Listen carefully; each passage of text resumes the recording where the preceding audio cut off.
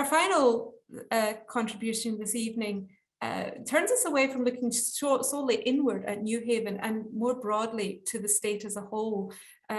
Connecticut, the state, is significant for the Trust, not just because the Department of Economic and Community Development is a significant funder of the Trust through a grant program, which is very significant for us, but the State Historic Preservation Office is also a collaborator with the Trust. Collaboration is in our mission statement. We believe strongly that we would never do this alone. It has to be a broader endeavour. And I'm delighted this evening that we have from the State Historic Preservation Office, Jenny Scofield, who is a National Register coordinator there, and she is going to talk to us about the historic places of New Haven and their broader recognition beyond the city itself. Jenny, I'll pass over to you. Thank you for having me. I just wanted to touch first on the fact that New Haven Preservation Trust is a critical partner to the State Historic Preservation Office. And our office, which also started all the way back in 1955, has been working with members of New Haven Preservation Trust for a long time. And it is absolutely essential, all of the work that you've done over the years to advocate and also to do these projects, the Industrial Project and the Moderns Project, to give us the information we need to help in preservation where we can. It's to your credit, and I hope there's a lot more projects to come. New Haven has, I'll just give a quick overview, and the National Register is really it's sort of the backbone of a lot of the programs that we use in the State Historic Preservation Office. New Haven has 73 National Register listings, and including 25 districts with hundreds of properties in them. So altogether, there are thousands of properties that are listed on the National Register in New Haven. And interestingly, New Haven has 4 of Connecticut's earliest listings. And that happened because the National Historic Landmark Program actually started around 1960, before the creation of the National Register program. And the properties recognized as National Historic Landmarks became the first National Register listings across the country. And in New Haven, you have the ones that you can see on your screen here from 1964 and 1965, along with Connecticut Hall at Yale. And even at that early time, the recognition of these properties was architecture, but also the value of education and science and agriculture and literature as being an integral part of Connecticut's history. And just going back to our longtime partnership, New Haven is very early certified local government.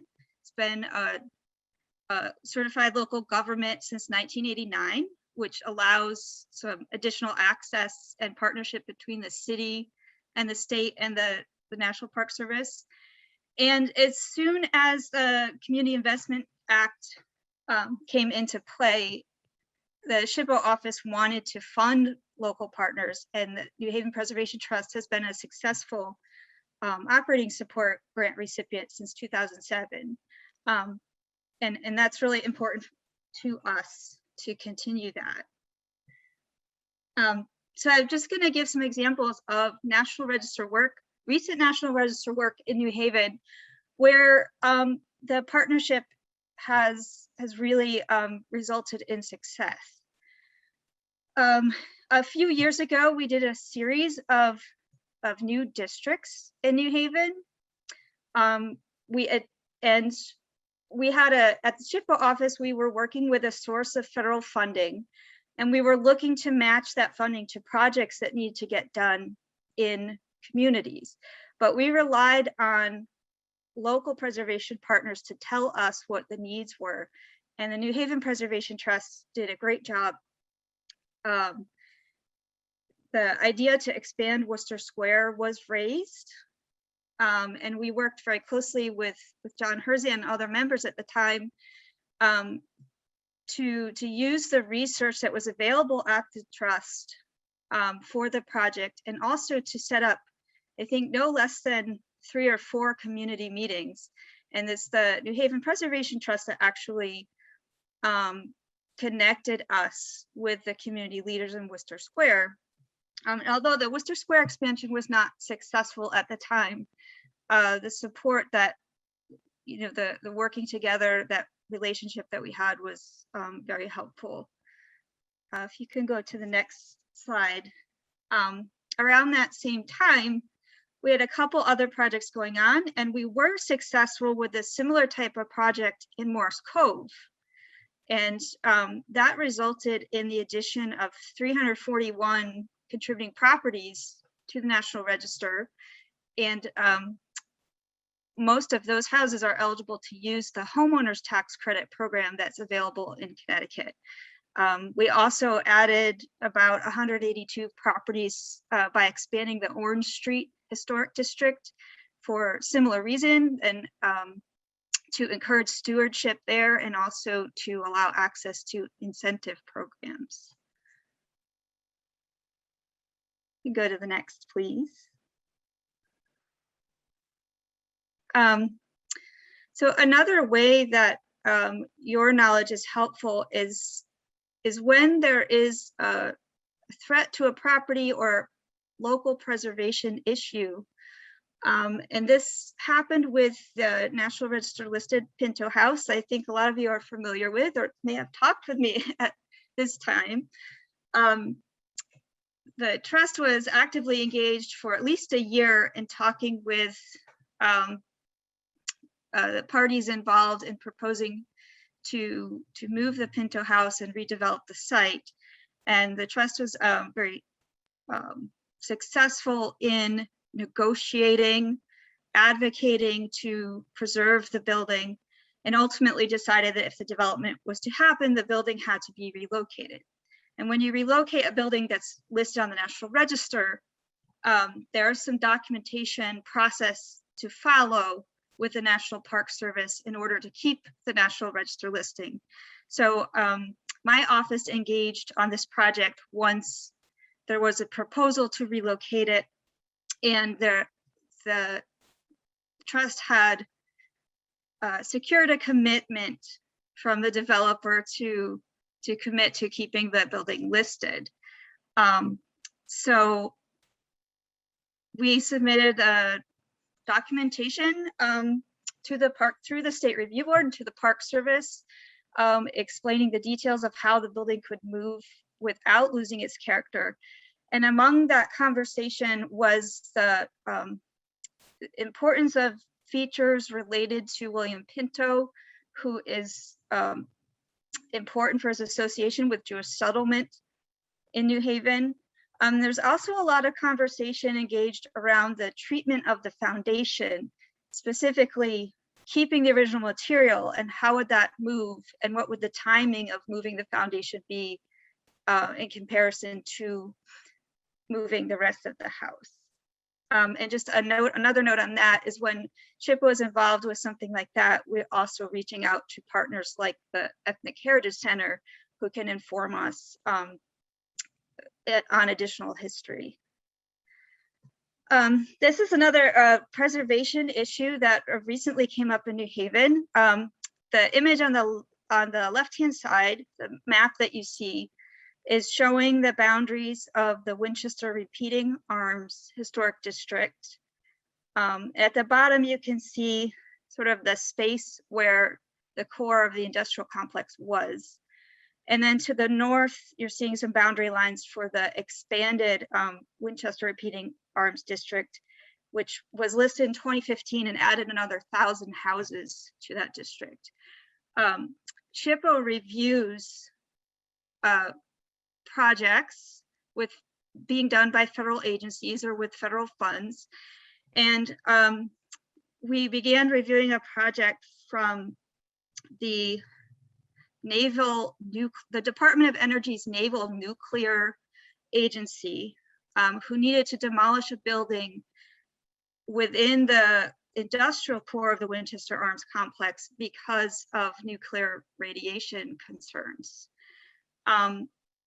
We are incredibly concerned with the loss, with the industrial loss here, given the high amount of loss that had occurred already in the core of Winchester Arms, which is one of New Haven's best industrial places. And so we were able to negotiate in compensation for the loss of that building. We were able to negotiate getting a new listing done in New Haven, and we reached out to local partners in the city and identified the Armory as an unlisted building that really deserved recognition.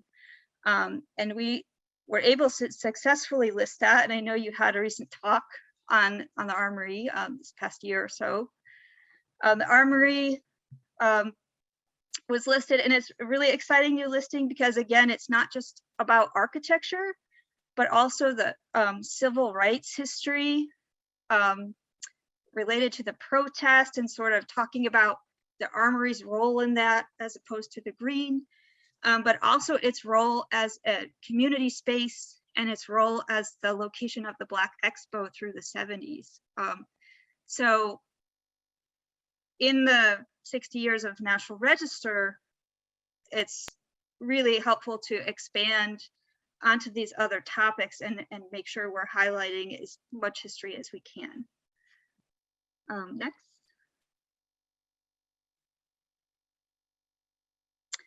So I know you're going to see this slide in everyone's presentation for the next 20 years, but this is no small success. I mean, this is so worthy of celebration. It's the work of local preservationists who saved the Pirelli Building back in the 1990s. And the state register listing occurred when the portion of the warehouse was demolished, and there were heated negotiations going on about preserving the building. Now, at that time, the National Register program, you had to have you still have to have owner consent to list a building, but also there's a higher threshold of what could be listed even when losses occur. We were able to get this listed this year so that the developer could access the historic tax credits. And we did that with some very careful and creative expression of why the building's so important, even though it has suffered a loss, and even though some of the interior was lost on the ground floors. And we did that by explaining that the Pirelli Building was designed to be a message for New Haven. It was designed to be an icon, and it has remained an icon and is still highly visible. And on that basis, and with some other writing about the Marcel Breuer design work, and Robert Gacci, and urban renewal, this got through on the National Register. Next.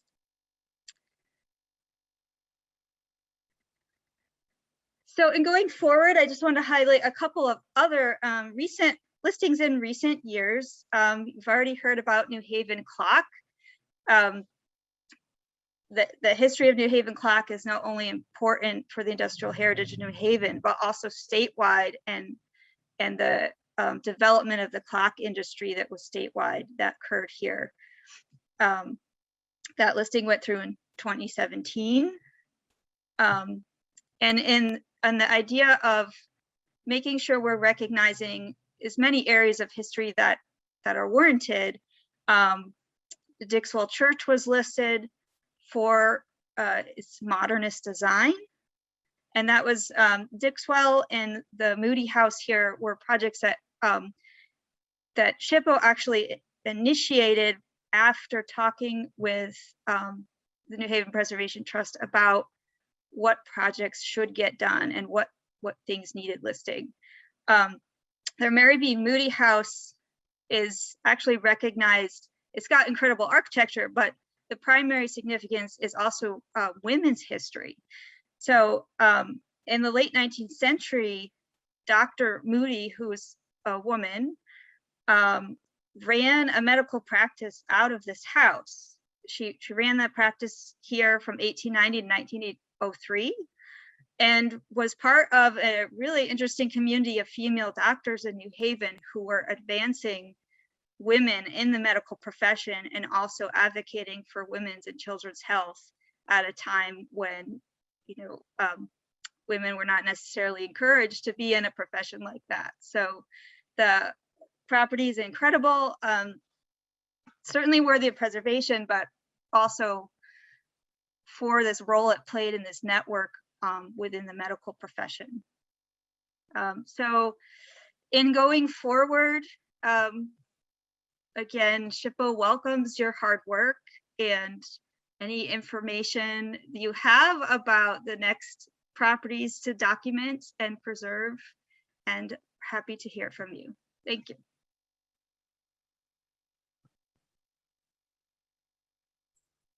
Thank you so much, Jenny. It's fascinating to hear the intricacies of what it takes for a building to be listed, and how important that collaboration is between the State Historic Preservation Office and the Trust in taking forward this kind of project.